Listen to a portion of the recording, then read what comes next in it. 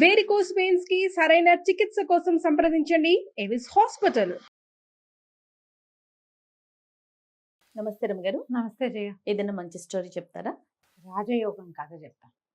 మనకి గొప్ప యోగాలు రాజయోగం ఉంది అలాంటివి మన జాతకాల్లో కనపడతాయి.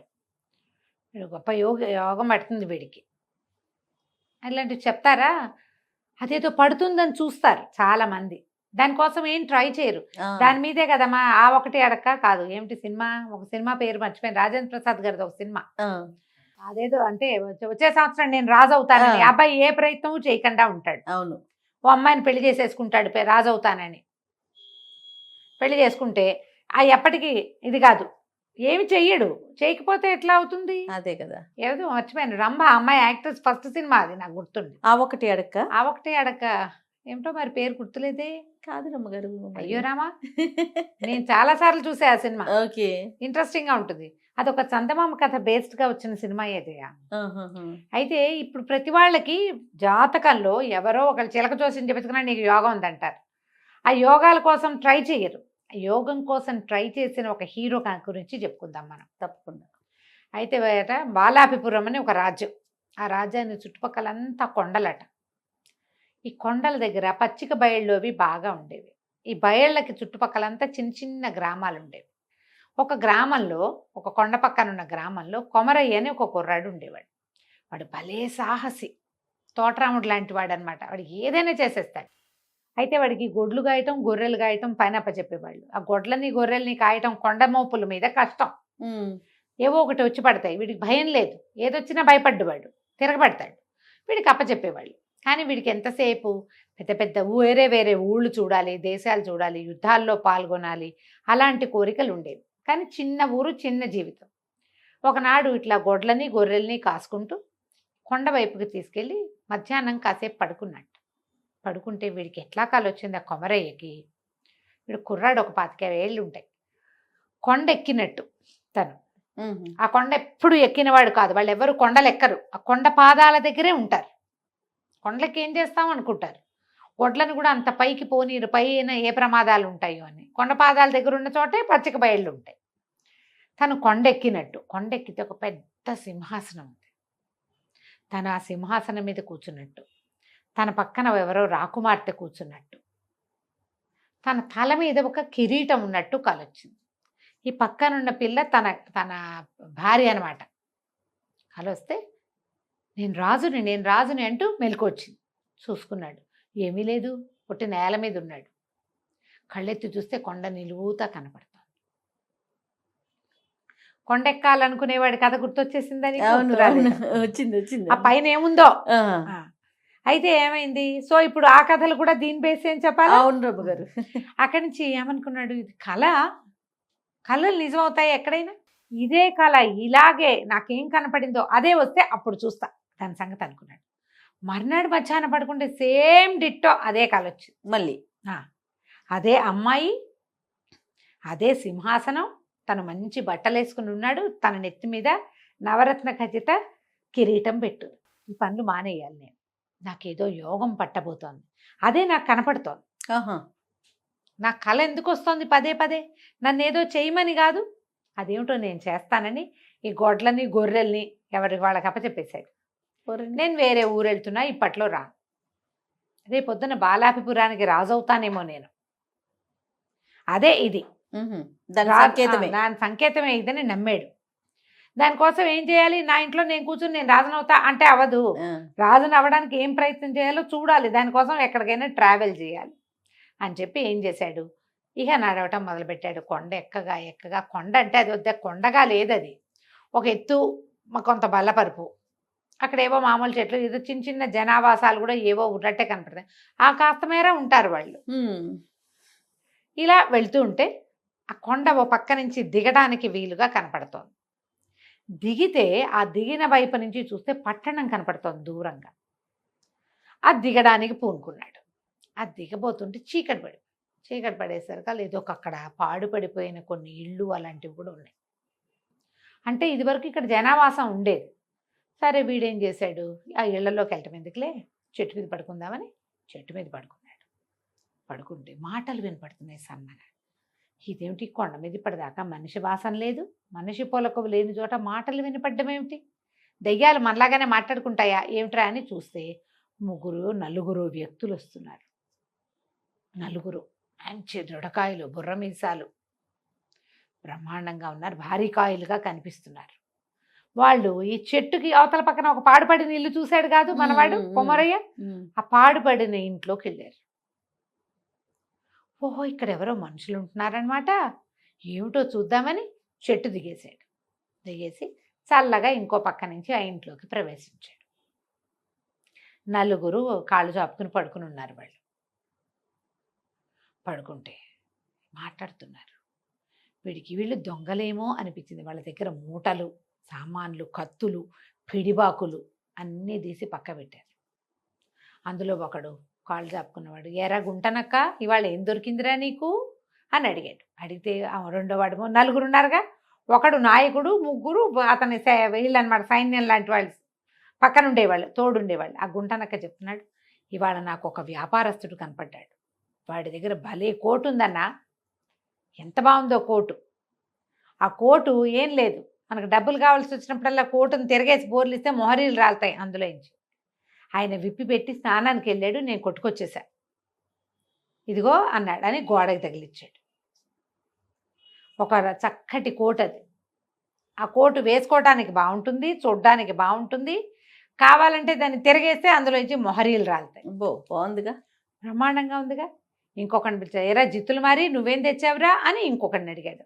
ఇంకోడు అన్నాడు, సర్వసైన్యాధ్యక్షుడు ఒక ఆయన దెబ్బలు తగిలి పడున్నాడు, ఆయన దగ్గర నెత్తి మీద ఒక ఉష్ణీషం ఉంది. ఉష్ణీషం అంటే అది పైన పెట్టుకున్న శిరస్త్రాణం లాంటిది, క్యాప్ లాగా. క్యాప్, శిరస్త్రాణాలు పెట్టుకో, ఒట్టి క్యాప్ కాదు, ఇట్లా కిరీటం లాగా పెట్టుకుంటారు కదా, అందులో ఇంచి ముక్కోణపు శిరస్త్రాణం, అది 3 కోణాలు, అది పెట్టుకుని దాన్ని ఒక మీట నొక్కితే 3 పక్కలకి బాణాలు వేస్తుంది. అది చాలా బలశాలైన వాడు కానీ దీన్ని మొయ్యలేడు. ఆయన దెబ్బలు తగిలి పడున్నాడు, చల్లగా నేను అది సంగ్రహించి తెచ్చేసా. ముక్కోణపు శిరస్త్రాణము, 3 పక్కలకి బాణాలు వేస్తుంది. బాగుందే, సరే ఇదిగో అని చూపించాడు. ఇక మూడో వాడిని అడుగుతున్నాడు, ఎరా మోసగారి నువ్వేం తెచ్చావురా అని అడిగితే మూడో వాడు చెప్తున్నాడు, ఇవాళ ఒక కత్తి దొరికిందన్నా. ఆ కత్తిని మామూలుగా పెట్టుకుంటే కత్తే, అది దాన్ని నేలలో గుచ్చితే ఒకేసారి 1000 మంది సైనికులు పుట్టుకొస్తారు నేలలో ఇంచి, చాలా పవర్ఫుల్, అది దొరికింది, ఇదిగో అని కత్తి మూలబెట్టాడు. మంచివి తెచ్చారా, ఇక వీటిని అమ్మే ప్రయత్నం చేసుకుందామని ఎవరి దారిన వాళ్ళు ఒళ్ళు విరుచుకున్నారు, చల్లగా పడుకుని నిద్రపోయారు. ఆ కొండంతా ఎక్కారా, భారీ మనుషులు, నిద్ర పడితే ఒక రకంగా మెలకు వస్తుందా వాళ్ళకి. వీడేం చేశాడు, ఓహో వీళ్ళు దొంగలు, 3 రకాల వస్తువులు తెచ్చారు, సామాన్యులు కాదు, వీటితో 3 ప్రత్యేక ఉపయోగాలు ఉన్నాయి. ఇవి ఒక రాజుకి ఉపయోగపడే విషయాలు. అవి రాజుకి డబ్బు అవసరం, సైన్యాల పోషణకి, ప్రజా పోషణకి. రాజుకి బాణాలు వేయగలిగే శిరస్త్రాణం అవసరం, రాజుకి సైనికులు అవసరం. వీళ్ళు ఏం చేసుకుంటారు, చల్లగా వాళ్ళ వెనకాల నుంచి వెళ్ళి ఆ 3 వస్తువులు చెత్త పుచ్చుకొచ్చేసాడు. ఇక ఆ కోట వేసుకున్నాడు, ఆ శిరస్త్రాణం పెట్టుకున్నాడు, ఆ కత్తి బొడ్డును దొప్పుకున్నాడు. ఆ శిరస్త్రాణం బాణాలు వేసుకొని అడిగినప్పుడే ఎంతసేపు వేయదు, ఈ 3 పెట్టుకుని దిగి వెళ్ళిపోయాడు.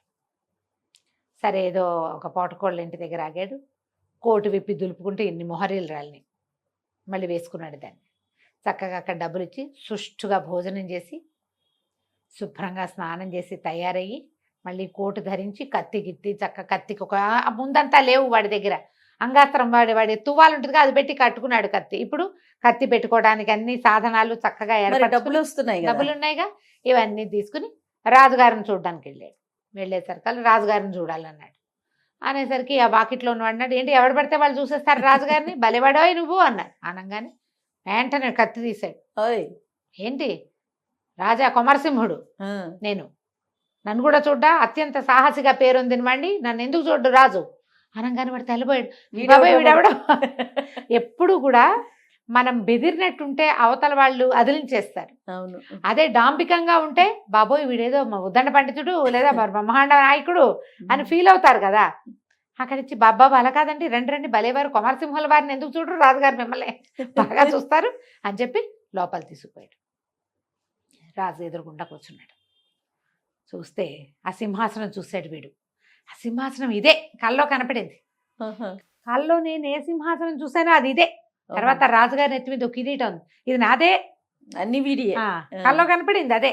ఓహో ఇదే మన దవ్వబోతోంది అనుకుని, నమస్కారం మహాప్రభు, నేను ఒక క్షత్రియుణ్ణి, దేశాలు తిరుగుతూ ఇక్కడికి వచ్చాను, నా దగ్గర బ్రహ్మాండమైన విద్యలు ఉన్నాయి, నా శిరస్త్రాణం చూసారా 3 పక్కల బాణాలు వేస్తుంది, తలచిన తోడనే 1000 మంది సైనికుల్ని రప్పించగలను నేను, మీకు ఏ సహాయం కావాలంటే ఆ సహాయం చేస్తా, మీకు నా సేవ చేస్తా సదా, ఏమంటారన్నాడు. రాజుగారికి ఇప్పుడు సైనిక సహాయం అవసరమైన పరిస్థితిలో ఉన్నాడు. ఆయనకి పక్క రాజ్యమైన వల్లభాపురం రాజుగారు వీళ్ళ మీదకి దండెత్తి రాబోతున్నాడు. ఓకే. రాజు అన్నాడు, చాలా సంతోషం నాయన, మేము మాకున్న సైన్యం చాలదు, ఏం చేయాలా అనుకుంటాం, ఇంత యుద్ధం చేయగలిగే వీరుడివి, తర్వాత సైనికులను కూడా తెప్పించగలనని చెప్తున్నావు, పుట్టించడం కాదు ఇది తెప్పించడం అని చెప్పాడు. నీలాంటి వాడి తోడు చాలా అవసరం, నీకేం కావాలి చెప్పు, మీ అమ్మాయిని ఇచ్చి పెళ్లి చేయండి నాకు అని అడిగాడు. సరే, రాజుకు నవ్వొచ్చింది, వీడెవడో కుర్రాడు, వాడు వచ్చి అమ్మాయిని ఇచ్చి పెళ్లి చేయమంటే చేసేస్తామా, అలా చెయ్యం బాబు, మా మీదకి వచ్చిన ప్రమాదాన్ని తప్పించు ముందు, అప్పుడు అమ్మాయి పెళ్లి సంగతి ఆలోచిద్దామన్నాడు. సరేనని ఇతను ఏం చేశాడు, వల్లభాపురం సైన్యం ఏ పక్క నుంచి వస్తుందో తెలుసుకుని ఈ లోపల ఈ రాజుగారి దగ్గర హాయిగా రెస్ట్ తీసుకున్నాడు. 2 రోజులు వాళ్ళ దగ్గర తీసుకున్నాడు. వాళ్ళ దగ్గర నుంచి ఒక గుర్రం తీసుకున్నాడు. ఏ దిక్కుగా వల్లభాపురం రాజ్యాలు వస్తున్నాయో ఆ దిక్కుకి ఒక్కడే వెళ్ళాడు. వెళ్ళి తన కత్తిని నేలలో గుచ్చి 2 సార్లు గుచ్చి 2000 మంది సైనికుల్ని సృష్టించాడు. యుద్ధం అక్కడి నుంచి తన మీట నొక్కి తన ముక్కోణపు శిరస్త్రాణం నుంచి 3 పక్కలకి బాణాలేసి సాధ్యమైనంత చేయగలిగినంత యుద్ధం చేసి అవతల పారేశాడు. అంతే. వల్లభాపురం వాళ్ళు పరిగెత్తి పారిపోయారు. వీడేమిటి ఉన్నట్టు నేల ఇన్నట్టు ఇంతమంది జనం వచ్చారు, ఒక్కడి మీదకి ఒక బాణం వేస్తే 3 పక్కల నుంచి 3 చంపేస్తున్నాడు వాడు. దాంతో వీడితోటి పనికిరాదని వాళ్ళు సంతకాయితం కాగితం రాసి ఓ తెల్ల జెండా ఎగరేసి పారిపోయారు.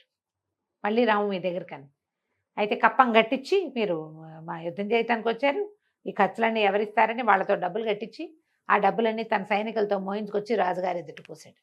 రాజు ఆశ్చర్యపోయాడు. ఆయన కొంతమంది చారులను పంపించి తెలుసుకున్నాడు, వల్లభాపురం వాళ్ళు జన్మలో రారు ఇంకా, పైగా వాడు ప్రచారం చేస్తాడు, వీడి దగ్గరికి వెళ్తే ఇక్కడ ఎవడో ఒకడు ఉన్నాడు బ్రహ్మాండ నాయకుడు, వీడు మామూలు వాడు కాదు, 3 పక్కల బాణాలు వేస్తాడు, ఇవన్నీ చెప్పుకుంటారు కదా, దాంతో ఇంకెవరు రారు. దాంతో రాజుగారు చాలా సంతోషించాడు. భలేవాడు నాయన, చాలా గొప్పవాడివి, మా అమ్మాయి నుంచి పెళ్లి చేస్తానని అమ్మాయిని రప్పిస్తే వీడు కల్లో చూసింది ఈ అమ్మాయిని, ఓహో ఇదే ఆ అమ్మాయిని సంతోషించాడు. రాజుగారు ఇంకా వీడి కులం లేదు గోత్రం లేదు, నేను క్షత్రియుడిని అన్నాడు, యుద్ధం చేస్తాడు చాలు అంతే. అప్పటికి 11వ రోజున ముహూర్తం చూసి చక్కగా పెళ్లి చేసేశారు. తన కిరీటం తీసి అల్లుడిని ఎత్తి మీద పెట్టాడు. వాడు కల్లో చూసిన సింహాసనము, కిరీటము అమ్మాయి 3 కుదిరినాయి వాడికి. హాయిగా రాజ్యం చేసుకున్నాడు.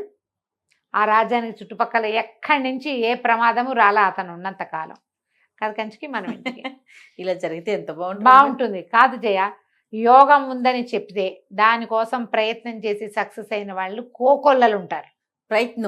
ప్రయత్నశీలుడు, ప్రయత్నం చేసి వీడు వచ్చాడు కనీసం, అంతే వెళ్ళాలిగా, మాకు యోగం ఉందని ఎప్పుడో వస్తుందని అదే వచ్చిద్దని అది వస్తుందని కూర్చోకూడదు. నువ్వు ఒక 4 అడుగులు ముందుకేస్తే అది 10 అడుగులు ముందుకేస్తుంది. అది ఏ అడుగు వేయకపోతే అది కూడా వేయదు. అదే కదా రమ్మగారి యోగం అంటే, మనం 4 అడుగులు వెయ్యాలి, అసలు వెయ్యాలి. మనం ప్రయత్నం చేస్తే అప్పుడు యోగిస్తుంది మనకి. కాబట్టి మీకు జాతకాల్లో ఆ యోగం ఈ యోగం బుధాదిత్య యోగాలు అవి ఉంటే వాటికి ఏం వస్తుందో కనుక్కుని ఏం చేయాలో తెలుసుకుని ఆ పని చేయండి నాయన, దేశం ప్రగతి పథంలో పయనిస్తుంది అప్పుడు. తప్పకుండా. నమస్తే రమ్మగారు. నమస్తే.